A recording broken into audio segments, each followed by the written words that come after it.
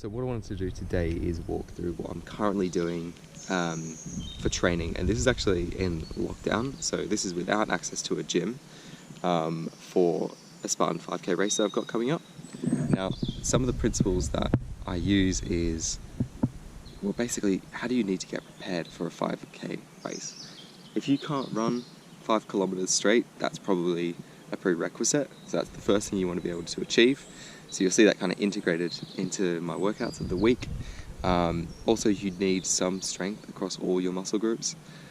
I neglect my core.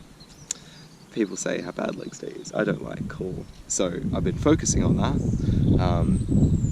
So all you really need is a space to run, which I think everyone in the world has in some capacity, even if it's short distance, because the way these obstacle races are designed is that it's kind of an interval, and ideally if you can get a set of hand weights, even just one, that will work really, really well to prepare you for the obstacles that you can have coming up. Now, in terms of the weekly format, what I like to do is work out 6 times a week. That might be quite a lot, that might be not enough for some people, but that's just what I like to do. So I like to alternate, so I do kind of full body workouts. They're all high intensity because I want to get it done quickly. They all involve some element of running or cardio because I want to integrate that into workout because I don't like doing 5k straight. And they'll involve some kind of resistance to grow muscles. So Monday and Thursday I'll do one with a little bit more of a legs focus.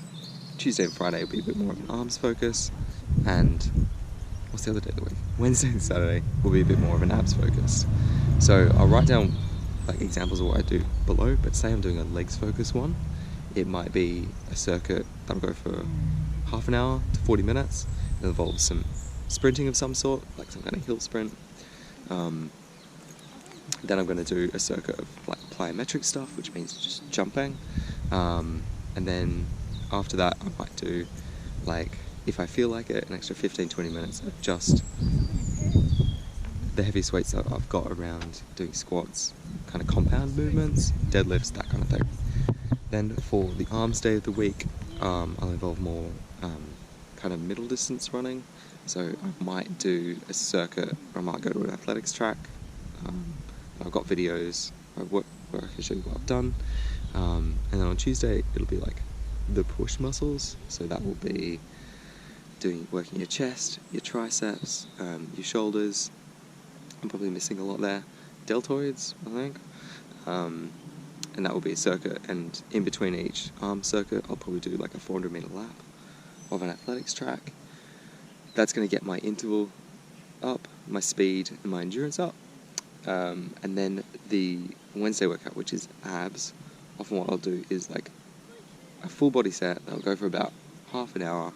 It's going to involve, I might even do like a 5k run, and then every kilometer I'm going to do maybe 4 full body activities like burpees, things that involve the abs but aren't abs focused, burpees, box jumps, mountain climbers, that kind of thing.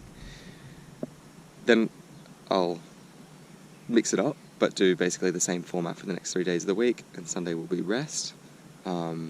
So that means through the week you've worked your abs heaps.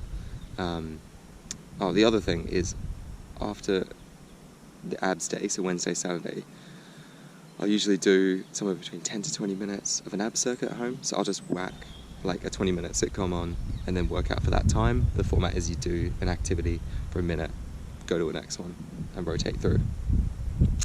So I feel that no muscle is too sore after each workout, but it's working everything and also giving muscles enough time for recovery, getting the muscles and the cardio I need to do a 5k event, but also making sure everything's quick, and also making sure that I don't get bored throughout the week, because that's the main thing for me. I get quite bored of exercise, so I have to keep it fresh. So I hope you find that helpful. If you're training for a 5k event as well, comment down below what you're doing and we'll share. Cheers, thanks.